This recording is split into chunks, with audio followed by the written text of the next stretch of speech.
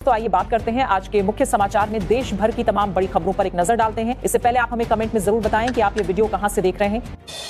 Indonesia, Australia और New Zealand की सफल यात्रा पूरी करने के बाद प्रधानमंत्री नरेंद्र मोदी भारत के लिए रवाना हो गए। न्यूजीलैंड के प्रधानमंत्री ने खुद एयरपोर्ट पहुंचकर पीएम मोदी को विदाई दी। इस दौरान दोनों नेताओं के बीच गर्मजोशी देखने को मिली और द्विपक्षीय संबंधों को नई ऊंचाइयों तक ले जाने पर सहमति बनी। अमेरिका और ईरान के बीच बढ़ते तनाव के बीच अमेरिका ने दावा किया है कि उसकी 1000 मिसाइलें तैयार स्थिति में हैं। वहीं अमेरिका ने ईरान पर नए प्रतिबंध लगाते हुए उसके वित्तीय नेटवर्क पर शिकंजा कस दिया है। दुबई स्थित कई कारोबारी संस्थानों और कंपनियों को भी प्रतिबंधों के दायरे में शामिल किया गया है।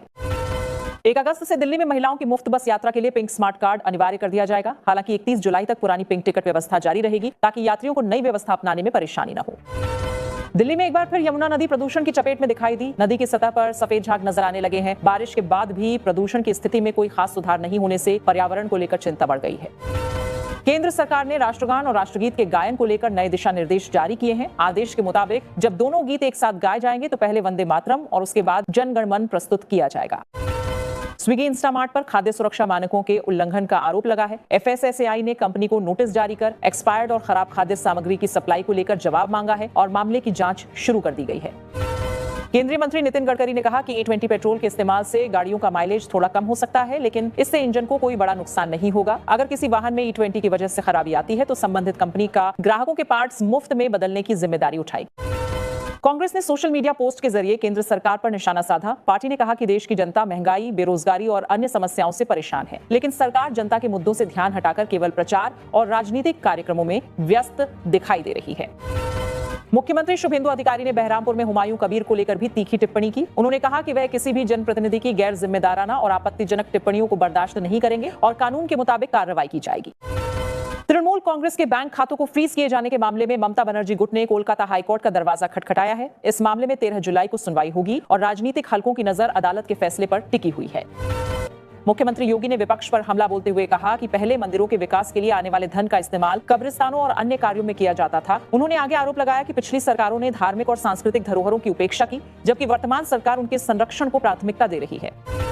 जम्मू कश्मीर के मुख्यमंत्री उमर अब्दुल्ला ने आरोप लगाया है कि उनकी पार्टी को 20 जुलाई को जंतर मंतर पर विरोध प्रदर्शन की अनुमति नहीं दी जा रही है। उन्होंने आगे कहा कि कोकरोच जनता जैसे पार्टियों को 24 घंटे के भीतर अनुमति मिल जाती है, लेकिन उनकी पार्टी के साथ अलग व्यवहार किया जा रहा है। जम्मू कश्मीर के मुख्यमंत्री उमर अब्दुल्ला ने आरोप लगाया कि उनकी सरकार को गिराने की कोशिश की जा रही है। उन्होंने दावा किया कि उनके विधायकों को 20 से 30 करोड़ रुपए और राज्य का दर्जा दिलाने का आश्वासन देकर पार्टी बदलने के लिए प्रलोभन दिया जा रहा है। बिहार के चर्चित भरत तिवारी एनकाउंटर का मामला अब दिल्ली पहुंच गया है। भरत तिवारी का परिवार आज सुबह जंतर मंतर पर धरने पर बैठने जा रहा है। परिवार का कहना है कि उनकी मांगे पूरी होने तक आंदोलन जारी रहेगा। वहीं भरत तिवारी के भाई चंदर तिवारी ने कहा कि करणी सेना समेत कई संगठन उनके समर्थन में हैं। अयोध्या राम मंदिर के चढ़ावा चोरी मामले में नया खुलासा हुआ है। आरोप है कि चोरी का मामला सामने आने के बाद इसे दबाने की कोशिश की गई और बताया जा रहा है कि इस संबंध में एक व्हाट्सएप ग्रुप पर संदेश भी भेजा गया था जिसमें लोगों को चुप रहने की सलाह दी गई। उत्तराखंड के बद्रीनाथ मंदिर में चढ़ावा चोरी मामले की जांच अब तेज हो गई है। एसआईटी की टीम ने मंदिर पहुंचकर बद्रीनाथ केदारनाथ मंदिर समिति के कई सदस्यों के बयान दर्ज किए। वहीं एसआईटी ने मंदिर परिसर में लगे सीसीटीवी कैमरों की फुटेज अपने कब्जे में ले ली है। नीट यूजी 2026 पेपर लीक मामले में सभी 13 आरोपियों की न्यायिक हिरासत 24 जुलाई तक बढ़ा दी गई है। सीबीआई ने अदालत को बताया कि जांच अभी जारी है और इस मामले में कुछ और गिरफ्तारियां हो सकती हैं। पंजाब कांग्रेस में जारी घमासान को लेकर पार्टी प्रभारी भूपेश बघेल ने बड़ा बयान दिया है। उन्होंने कहा कि कांग्रेस में किसी तरह की नाराजगी नहीं है और सभी नेता हाईकमान के फैसलों के साथ खड़े हैं। वहीं पंजाब सरकार के मंत्री हरपाल सिंह चीमा ने तंज कसते हुए कहा कि कांग्रेस में एक अनार सौ बीमार जैसी स्थिति है। भारत की समुद्री ताकत को और मजबूती देते हुए स्वदेशी युद्धपोत आईएनएस महेंद्रगिरी को नौसेना में शामिल कर लिया गया। रक्षा मंत्री राजनाथ सिंह की मौजूदगी में इसकी कमीशनिंग हुई। यह युद्धपोत 75% से ज्यादा स्वदेशी तकनीक से बना है और अत्याधुनिक हथियारों और एंटी सबमरीन सिस्टम से लैस है। मध्य प्रदेश के दतिया में बीजेपी नेता नरोत्तम मिश्रा का टिकट कटने के बाद राजनीतिक बवाल तेज हो गया है। उनके समर्थक सड़कों पर उतर आए और जिला अध्यक्ष समेत कई पदाधिकारियों ने इस्तीफा दे दिया। समर्थकों ने पुलिस पर पथराव भी किया, जबकि नरोत्तम मिश्रा ने अपने समर्थकों से शांत रहने और विरोध प्रदर्शन नहीं करने की अपील की है। दतिया में हालात बिगड़ने के बाद प्रशासन ने पूरे इलाके में धारा 163 लागू कर दी है। नरोत्तम मिश्रा के समर्थकों ने बीजेपी कार्यालय पर कब्जा कर ताला लगा दिया और नए उम्मीदवार के विरोध में प्रदर्शन किया। प्रशासन ने शांति व्यवस्था भी बनाए रखने के लिए अतिरिक्त पुलिस बल तैनात कर दिया है। मध्य प्रदेश सरकार के मंत्री कैलाश विजयवर्गीय ने साफ कहा कि बीजेपी में टिकट बदलने की कोई परंपरा नहीं है। उन्होंने कहा कि दतिया से पार्टी ने जिस उम्मीदवार को टिकट दिया है वही चुनाव लड़ेगा और आशुतोष तिवारी एक मेहनती और समर्पित कार्यकर्ता है। टिकट विवाद पर कांग्रेस नेता जीतू पटवारी ने बीजेपी पर निशाना साधते हुए कहा कि पार्टी की अंदरूनी लड़ाई से मध्य प्रदेश का माहौल खराब नहीं होना चाहिए और जनता को इसका खामियाजा नहीं भुगतना चाहिए।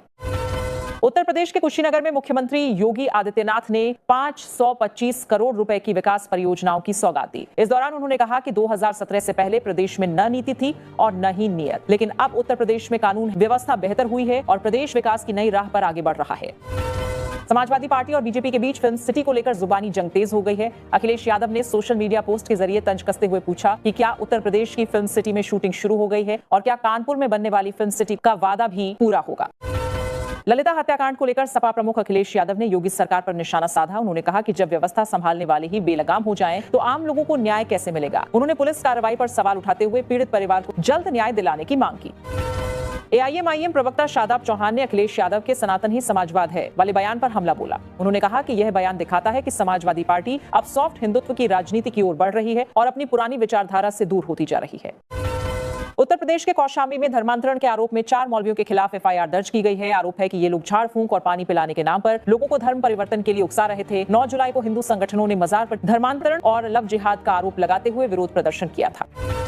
आम आदमी पार्टी के राष्ट्रीय संयोजक अरविंद केजरीवाल ने कहा कि E20 पेट्रोल को लेकर सवाल उठाने वाले आम लोगों की चिंताओं को गंभीरता से नहीं लिया जा रहा है। उन्होंने कहा कि वह आम लोगों की समस्याओं को सामने लाएंगे और उनकी बात देश के सामने रखने का काम करेंगे। एनसीपी प्रमुख शरद पवार ने राज्य सरकार की किसान कर्ज माफी योजना में किए गए संशोधन की सराहना की। उन्होंने कहा कि इस फैसले से ज्यादा किसानों को लाभ मिलेगा और इससे ग्रामीण अर्थव्यवस्था को मजबूती मिलेगी।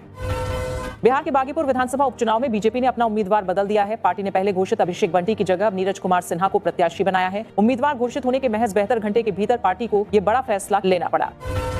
दिल्ली के लाल किले को बम से उड़ाने की धमकी मिलने से सुरक्षा एजेंसियां अलर्ट हो गई। मुंबई पुलिस कंट्रोल रूम को फोन कर धमकी दी गई थी, जिसके बाद दिल्ली पुलिस को सूचना दी गई। जांच के बाद कॉल को फर्जी पाया गया और सुरक्षा व्यवस्था बढ़ा दी गई।